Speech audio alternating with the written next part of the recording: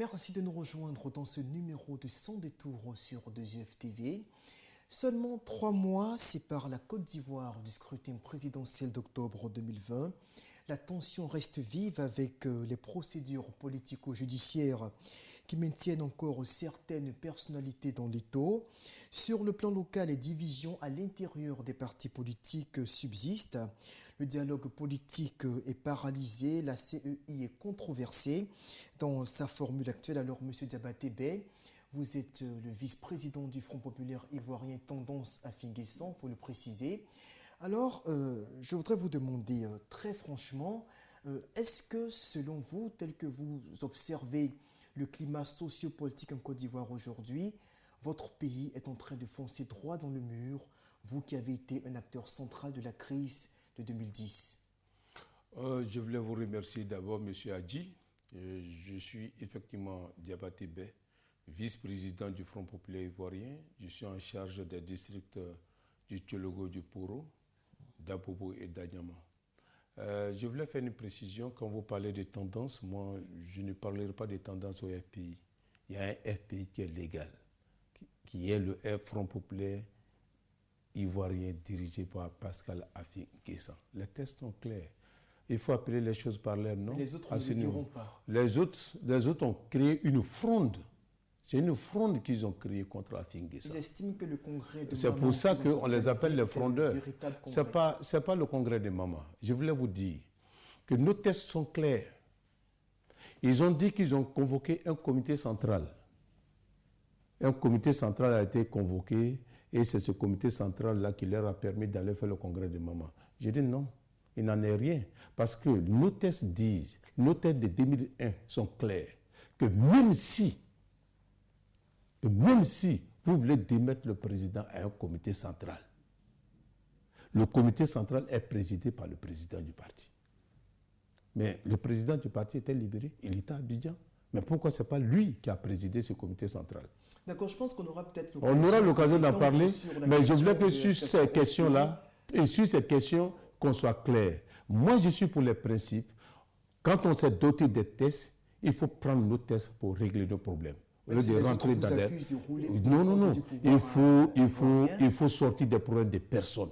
Moi, Diabaté Bey, j'ai décidé d'être légaliste, d'appliquer les tests de mon parti. Ce n'est pas quelqu'un qui nous a obligés à nous doter des tests. C'est nous qui avons choisi librement de nous doter des tests. Et si nous sommes incapables de les appliquer, alors là, c'est un problème. Alors, tel que vous observez l'évolution de la situation dans votre pays aujourd'hui, donc 10 ans après la crise de 2010, qui a fait plus de 3000 morts officiellement, est-ce que vous avez l'impression que les conditions sont en train progressivement, sinon fatalement, d'être réunies pour que l'on débouche sur une autre crise semblable à celle que l'on a connue?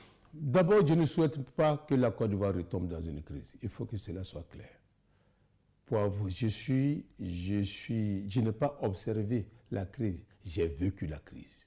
Vous étiez dans le bunker? J'étais dans le bunker. Je ne souhaite pas que la Côte d'Ivoire revive une crise. C'est pour cela que moi, avec nous, au FPI, nous avons choisi de rentrer dans le jeu politique. Parce que c'est seul le jeu politique qui peut nous permettre d'aller à une paix. C'est vrai, les tests, c'est vrai, on dit qu'un bon citoyen, c'est le citoyen qui respecte certes les tests, mais c'est le citoyen aussi qui se bat pour que les mauvais tests-là soient changés. C'est vrai. Nous, en interne, nous allons nous battre pour faire changer tous les tests qui ne sont pas bons. C'est pour cela que quand il était question de la CEI, nous avons décidé de rentrer à la CEI. Nous avons dit, nous allons nous battre en interne pour que la CEI soit juste. Et aujourd'hui, vous avez constaté, le FPI est rentré à la CEI en décembre, en février dernier. Affi N'Guessan a été reçu par l'ex-vice-président de la République, Kablan Denka. Toutes les propositions qui ont été faites, la plupart des propositions ont été prises en compte. Aujourd'hui, le PDCI va intégrer la CEI. Mais est-ce que cette CEI-là dont vous parlez et que la Cour africaine des droits de l'homme vient justement de désapprouver, est-ce que vous pensez qu'elle est outillée pour conduire la Côte d'Ivoire aux élections? Je ne pense pas que la Cour ait désavoué le gouvernement sur tous les points. Relisez encore comme on appelle, les conclusions de l'arrêt de la Cour. Et vous verrez que la Cour africaine a coupé la poire en deux. Mais moi, ce que je voulais vous dire, c'est que le problème de la CEI est loin d'être un problème de test. Pour moi, c'est un problème de confiance. Les Ivoiriens ne se font pas confiance. C'est un problème, oui, c'est un problème de confiance. Parce que moi, je ne peux pas lutter pour avoir une commission indépendante. Je dis, je veux qu'une commission soit indépendante. Pendant que je suis en train de dire que je veux que la commission soit indépendante, alors je vais lutter aussi pour contrôler la commission. Il y a quelque chose qui ne va pas. Donc la Côte d'Ivoire a un problème de confiance. C'est-à-dire que les hommes politiques ne se font pas confiance. C'est plus cette question. Quand par exemple les commissions locales, quand on allait pour les élections des commissions locales, ces commissions locales sont dirigées aujourd'hui à près de 80% par le RHDP. Mais pourquoi? Parce qu'ils ont peur. Ils se disent non, nous on doit contrôler, Mais pourquoi? Alors que c'est vrai que les tests disent qu'il faut aller à une élection, mais on pourrait faire des arrangements. On pourrait le faire. Les tests sont clairs. Et c'est pour ça que la Cour dit que c'est vrai, les tests sont dits, mais c'est dans l'application qu'il y a quelques problèmes. Dans l'application, on se rend compte que toutes les présidences là sont raflées par, comme on appelle, le parti au pouvoir. Ce qui fait certainement que la CEI, dans sa version actuelle, n'est pas crédible aux yeux de l'opposition, en tout cas tel que les partis d'opposition, hormis le FPI que vous défendez, dans lequel vous militez, mais la Cour allait dans le même sens que Pascal Affi-N'Guessan. La Cour allait dans le même sens que Pascal Affi-N'Guessan. Pascal Affi-N'Guessan dit, si la commission centrale, on peut l'accepter dans sa composition, c'est bon, mais Pascal Affi-N'Guessan, qui est le président du Front populaire ivoirien, a été clair. Il a dit que les commissions locales sont déséquilibrées. Les commissions locales, il dit qu'il n'est pas d'accord, il faut qu'on reprenne. C'est ce que nous avons dit et nous sommes parfaitement d'accord avec notre président. Et c'est pour cela que quand il a rencontré Duncan en son temps, il a posé sur la table du gouvernement, il faut une 4e personne de l'opposition pour équilibrer plus ou moins les commissions locales. C'est que le gouvernement a accepté. Le gouvernement a demandé que le PDCI rentre à la commission électorale. Certainement que dans les jours à venir, on va reprendre les élections en interne au niveau de la commission locale. Peut-être qu'on va reprendre les élections. En ce moment précis, on verra bien si la donne va changer. Malheureusement, pour la composition du bureau de commission locale, il faut aller à une élection. C'est ça qui est le problème. Or, l'élection, rien ne garantit que l'opposition va rafler tout ou le parti au pouvoir va tout rafler. Parce que ça dépend des membres en interne. Moi qui suis là, ce n'est pas moi qui vote. C'est les camarades que nous avons désignés qui vont voter en interne. Donc, ces élections en interne, ça devient compliqué. L'opposition a 4, le parti au pouvoir a 3 désormais, et l'administration a un représentant, c'est-à-dire le ministère de l'Intérieur. Mais ça va faire 8.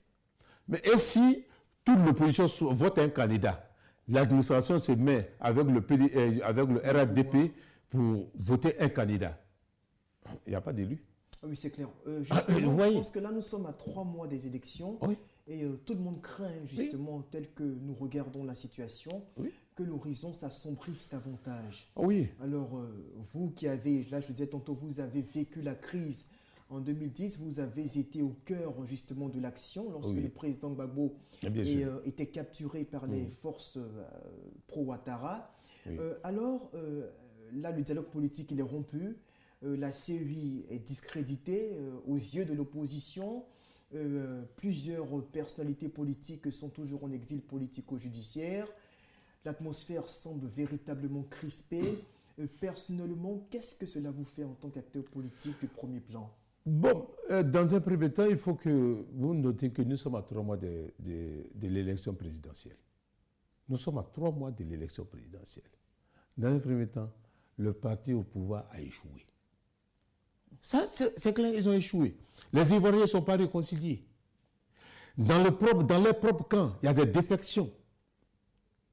Le Premier ministre, le vice-président Kaplan Deka est parti, Amontano est parti, Soro est parti, Bédi est parti. Ça montre que le camp RHDP qui existait comme étant un groupement de partis politiques n'existe plus. Il ne reste que le RDR. Il ne reste que le RD. Ils ont échoué, ils doivent assumer. Et donc, moi Ben Diabaté, je vais en campagne avec le candidat du Front populaire ivoirien pour dire que le gouvernement a échoué sur cette question. Ça, actuellement, on ne peut pas reprendre les choses. On ne peut pas dire, nous allons reprendre. Mais ce que je vais vous dire, c'est que si moi je suis le gouvernement, j'allais faire des ouvertures pour éviter à la Côte d'Ivoire une nouvelle crise. Vos camarades d'en face, je vais parler de ceux qu'on appelle les Gor, les Babou ou rien, oui. Ils vous accusent clairement d'être à la sorte du pouvoir actuel du RHDP parce qu'ils estiment que vous avez été d'accord pour la commission électorale, vous avez ce qui est carrément déphasage avec le reste de l'opposition. Ils estiment également que qu'il y a certains actes que vous posez qui vont dans le sens des intérêts du pouvoir de M. Ouattara. Quand vous les rencontrez, qu'est-ce que vous avez à leur dire? D'abord, ce que je voulais vous dire ici, il faut que les Ivoiriens apprennent à faire l'opposition autrement. Les Ivoiriens pensent que, il y a beaucoup d'Ivoiriens qui pensent qu'être opposant, c'est insulter maman des gens, c'est descendre dans la rue, casser, être dans les injures matin, midi, soir. C'est pas ça une opposition. Enfin, c'est le FPI peut-être qui l'a mieux non. ici, hein. C'est parce que Assis est modéré, on dit pourquoi il ne m'insulte pas? Pourquoi il ne fait pas ça? Mais quand même, il faut que nous soyons civilisés. Nous sommes une opposition civilisée. Je le dis, l'opposition civilisée, c'est une opposition qui tient compte de l'intérêt de la population. Une opposition civilisée, c'est une opposition qui accepte le jeu démocratique. Nous avons accepté d'aller aux élections. On dit, vous êtes parti aux élections, donc vous accompagnez le pouvoir. Comment, depuis quand vous avez vu quelqu'un qui est parti à une élection, ça veut dire qu'il accompagne son ami? Ça veut dire quoi? Ça a quel rapport? Or, vous savez bien qu'en Côte d'Ivoire, le vote n'étant pas obligatoire, celui qui refuse d'aller au vote, ça veut dire qu'il a accepté le résultat des urnes. C'est plutôt la personne qui refuse d'aller aux urnes là, qui accompagne. Ce n'est pas celui qui va aux élections. Vous ne pensez pas que vous avez servi de faire valoir? Non, pas du tout. Pas du tout. Au contraire, nous avons sauvé la Côte d'Ivoire. Et nous continuons de sauver la Côte d'Ivoire.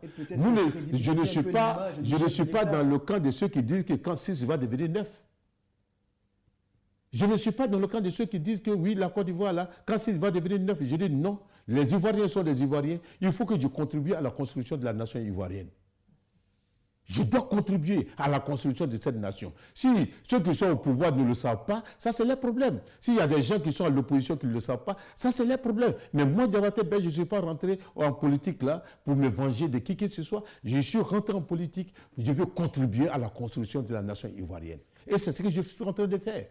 Et je suis en train de me battre actuellement pour que le Front populaire ivoirien ait un candidat et le FPI aura un candidat. Nous allons participer aux élections. Ceux qui avaient dit en 2015 que nous avons accueilli, comment on appelle, accompagné M. Ouattara, ce sont même aujourd'hui qui sont en train de dire qu'ils vont aller aux élections. Qu'est-ce qui a changé? Pourquoi ils veulent aller aux élections aujourd'hui? Qu'est-ce qui a changé? Mais parce qu'aujourd'hui, Laurent Gbagbo, vous diront-ils, est libéré, il n'est plus en prison. Non. Dans sa chemin, mais Gbagbo n'est pas encore arrivé. Laurent Gbagbo n'est pas encore arrivé. Il faut être lucide. C'est-à-dire quand on fait la politique, il faut apprendre à être lucide. C'est-à-dire que nous savons bien que la communauté internationale, avec la complicité de tous ceux qui étaient au pouvoir ces jours-là, parce que ce n'est pas le fait de M. Ouattara seulement, Gbagbo allait à l'arrêt en 2011, tous ceux qui étaient dans le gouvernement de Ouattara en son temps, avec leur complicité, ils ont fait partie de Laurent Gbagbo à l'arrêt pour ne pas que Gbagbo participe au jeu démocratique en Côte d'Ivoire. C'était pour ne plus que Gbagbo soit candidat. C'est-à-dire qu'il fallait être vraiment, excusez-moi du terme, pour ne pas comprendre que c'est ça que nos adversaires cherchaient. Ils cherchaient à tuer le FPI. Donc il ne fallait pas jouer les jeux. Vous imaginez que si Assis N'Guessan avait joué le même jeu que les autres, on n'a pas de députés, on n'a pas de conseils régionaux, on n'a pas de maires, nous ne participons à rien. Le parti va mourir. D'accord. Alors, le parti va mourir. Là, vous dites qu'il faut être lucide puisque Laurent Gbagbo n'est pas encore rentré. Il n'est pas rentré. Aujourd'hui, imaginons, il peut y avoir des revirements à tout moment. Oui. Imaginez que la CPI prononce justement l'acquittement définitif de M. Gbagbo. Oui. Et qu'il décide de rentrer au pays après, bien sûr, un consensus avec le gouvernement ivoirien. Oui. Est-ce que vous, en tant que membre de la direction du FPI, je répète, tendance à Nguessan, parce que l'autre aussi revendique la légitimité, est-ce que vous seriez prêt naturellement à l'accompagner si éventuellement il estimait qu'il a le droit d'être candidat? Mais monsieur a dit, nous l'avons dit plusieurs fois, nous avons dit que si Gbagbo Laurent est libéré et qu'il est capable d'être candidat, Afi n'est plus candidat, et nous tous, nous allons faire la campagne de Laurent Gbagbo.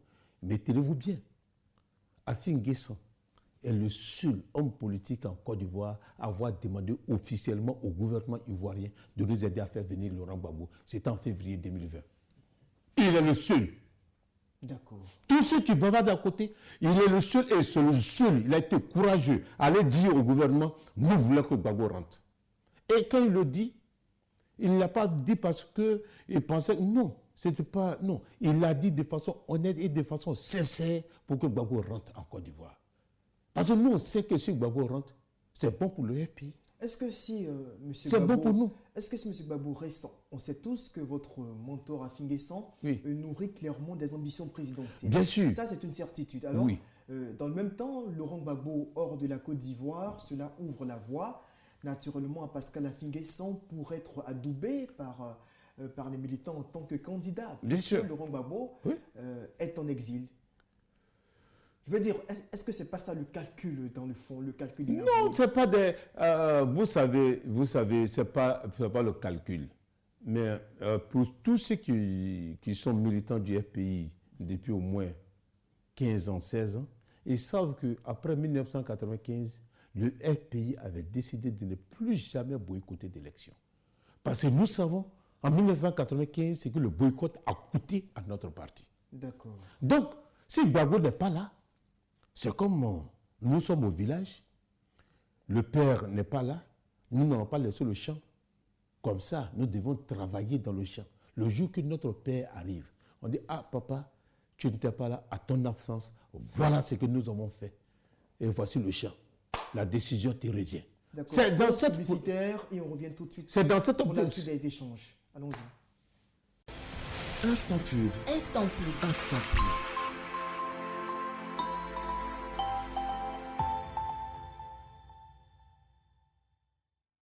Le coronavirus ne passera pas par moi et ne limite que mes déplacements. Alors, je peux toujours apprendre en me connectant tout simplement sur www.2eftv.com. Au mieux, j'ai mon téléphone Android. Je vais sur Play Store pour télécharger l'application 2EFTV. Une fois installé sur mon téléphone, je n'ai qu'à cliquer sur 2EFTV pour suivre mes cours afin de préparer sereinement mon examen du baccalauréat. Faites comme moi. Pour ne rien rater de notre programme de téléenseignement, suivez-nous également sur nos pages Facebook et chaîne YouTube 2EFTV. Besoin d'infos? Contactez-nous au 47 49 60 90 66 61 73 47. 2EFTV, la chaîne de votre parcours, la chaîne de votre trajectoire. Instant pub. Instant pub. Instant pub.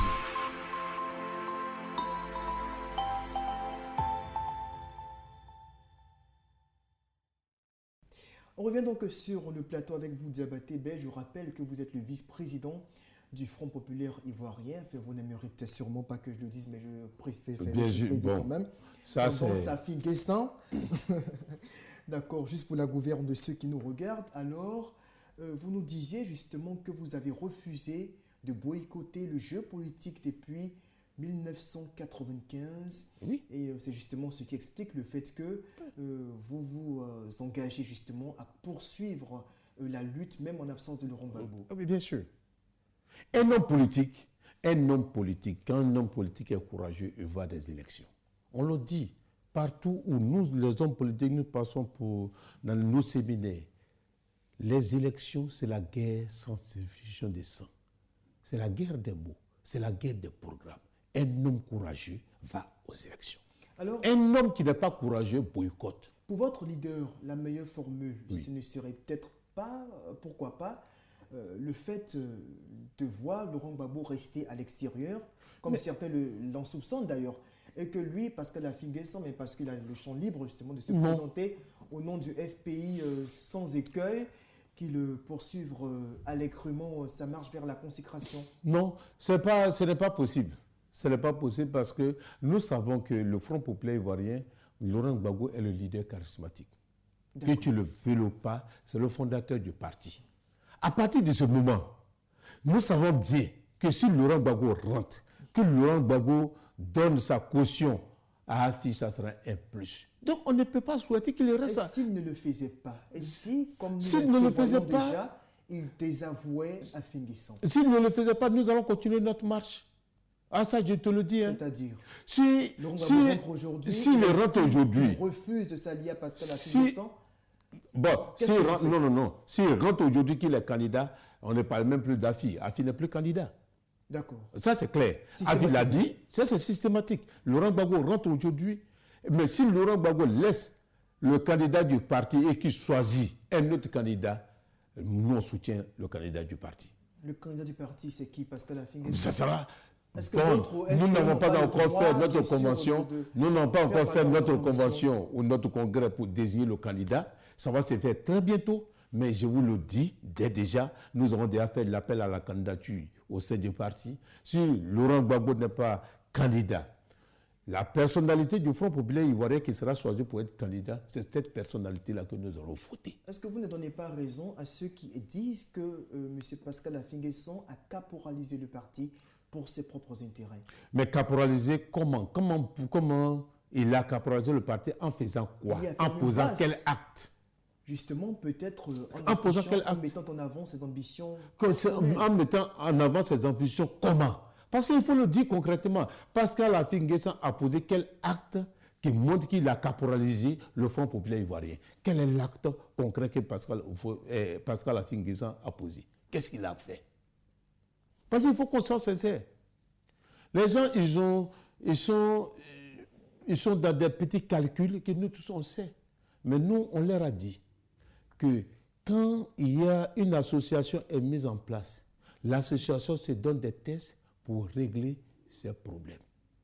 Nos tests sont là. On ne peut pas régler les problèmes du FPI en dehors des tests. Je vous le dis, c'est le FPI, comme dans beaucoup de grands partis en Côte d'Ivoire, nos tests ne sont pas forcément des tests démocratiques. Les tests sont souvent faits pour rendre le chef fort. Au FPI, nous l'avons vécu. Et donc, quand on mène des débats avec les camarades, souvent on vous dit, non, mais pourquoi il se compare à Gbagbo? Il ne se compare pas à Gbagbo. Il est le président du FPI. Il est le président, c'est ce que les tests disent. Mais voici comment comprendre que le dialogue soit si difficile entre vous? Vous avez perdu le pouvoir en 2010. Le dialogue est difficile. En 2010, les autres vous accusent justement d'avoir trahi la cause et le 8 juin dernier, votre président annonce qu'il se retire, enfin qu'il suspend sa participation aux discussions pour la réunification du parti. La faute est à qui finalement? La faute au frondeur. Au frondeur? Oui, c'est simple. C'est simple. Il vous accuse de vous retirer de la table. Non, c'est-à-dire il faut qu'on soit honnête. Soyons honnêtes. Le jour que Laurent Gbagbo, le 31 décembre 2019, quand Laurent Gbagbo a décidé de recevoir Affi-N'Guessan, il n'était pas au courant. Mais Laurent Gbagbo a reçu Affi pendant 2 jours. Il est arrivé à Abidjan, mettant en application ce que j'ai dit. Quand Affi est venu, ça a été son premier travail. Mais pendant que nous sommes en train de discuter pour, comment on appelle, l'unité du parti, vous allez signer un accord avec le PDCI. C'est quel parti du FPI qui a signé l'accord avec le PDCI? Donc vous inscrivez dans la logique de la partition. Non, c'est quel... Ça veut dire ce sont des frondeurs. Ce sont des frondeurs qui sont allés signer un accord avec le PDCI. On leur dit, mais attendez, nous sommes en train de discuter pour un congrès unitaire, pour que le parti soit uni et présenter un candidat. Vous allez signer des accords là-bas. Quelle sera la portée de ces accords-là si le parti est unifié? Mais en quoi est-ce que les accords avec le PDCI que vous-même vous avez initié? Non, nous avons initié la bonne marche du parti. Nous avons initié les accords, nous avons initié avec le PDCI. Mais le PDCI, à la fin, il dit qu'il ne veut pas de tendance AFI. Alors que moi qui vous parle, j'étais sur la liste du PDCI, RDA à Abobo, en 2018. C'est AFI qui a démarché le PDCI. 2017-2018, pour qu'on fasse bloc. Alors, mais si à la dernière minute... vous rejoignent. Non, ils ne nous rejoignent pas. Ils ne nous rejoignent pas. Parce que quand tu me rejoins, c'est que quand tu as un accord, tu m'appelles, tu m'associes. Mais quand j'apprends dans les journaux que tu es en train, alors que nous sommes en train de discuter, j'apprends dans les journaux que tu es en train de signer des accords, ça frise un peu quand même le non-respect. Il aurait fallu que ce jour-là, il nous associe, même un coup de fil. Bon, les camarades, nous sommes là, mais comme on a entrepris telle action, nous allons faire ça pour le moment, mais voilà l'intérêt et voilà ce que nous voulons faire. Ils disent avoir agi sur instruction des présidents mais Bézié si, et Gbagbo. Alors, chaque semaine, Afin Guessan appelle Gbagbo. Gbagbo ne lui a jamais dit ça. Mais comment vous pouvez expliquer ça? Le dialogue continue entre eux? Le dialogue continue. Vous en êtes certain? Moi, je suis certain. Jusqu'à présent, je n'ai pas encore un autre son de cloche. Je n'ai pas encore un autre son de cloche qui montre que vraiment, il n'y a plus de dialogue. Alors, Laurent Gbagbo se trouve de quel côté finalement? Du côté des Gors, comme on le dit? Non, moi je pense que Laurent Gbagbo avec les militants. Les militants, c'est-à-dire? Les militants du FPI. Qui sont les militants du FPI? Mais nous sommes tous des militants du FPI. Il y a quelques frondeurs, ils vont revenir bientôt. Alors, ceux que vous appelez frondeurs et qui ont agi, qui ont mis sur pied le CNPC avec le PDCI, oui. Ils l'ont fait, vous le croyez, sur instruction de M. Gbagbo ou sans son accord? Vous voyez, les gens nous ont fait croire beaucoup de choses dans le passé. On nous a dit ici que Laurent Gbagbo avait écrit une lettre pour dire qu'il sera candidat pour être président du FPI. On nous a dit ici que Laurent Gbagbo a dit ça. Mais quand Laurent Gbagbo a rencontré Afi, Laurent Gbagbo lui a dit que mais je n'ai jamais fait acte de candidature, je n'ai jamais écrit de lettre. Aujourd'hui, Laurent Gbagbo est libéré. Laurent Gbagbo peut appeler Afi quand il veut et comme il veut.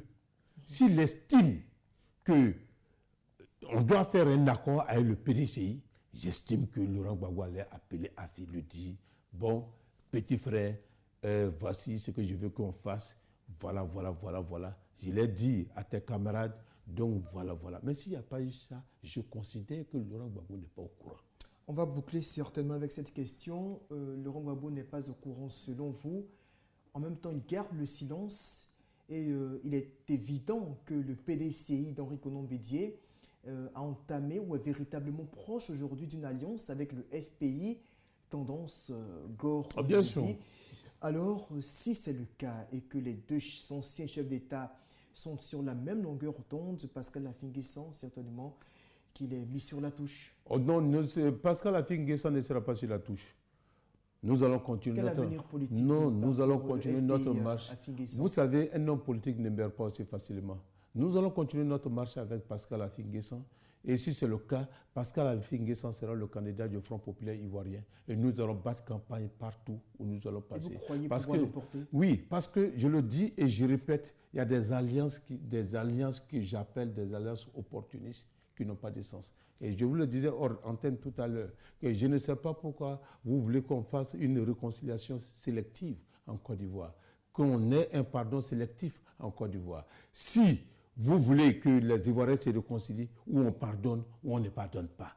D'accord. Voilà, ou on pardonne, ou on ne pardonne pas. Où nous sommes là, Affi N'Guessan a décidé de pardonner. Il a décidé d'aller à la réconciliation, et je pense que c'est un homme de paix. Et les Ivoiriens, pour 2020, ont besoin de quelqu'un qui veut aller à la paix, quelqu'un qui veut réconcilier les Ivoiriens, quelqu'un qui ne veut pas, qui ne cherche pas le pouvoir pour se venger, quelqu'un qui ne dit pas que moi je vais, si le 6 devient 9, vous allez voir, quelqu'un qui veut rassembler toute la Côte d'Ivoire pour que nous continuions notre marche vers le progrès. Ça, c'est Pascal Affi N'Guessan. Merci. Je rappelle que vous êtes le vice-président du Front populaire ivoirien, tendance Pascal Affi N'Guessan, oui, pour clarifier les choses.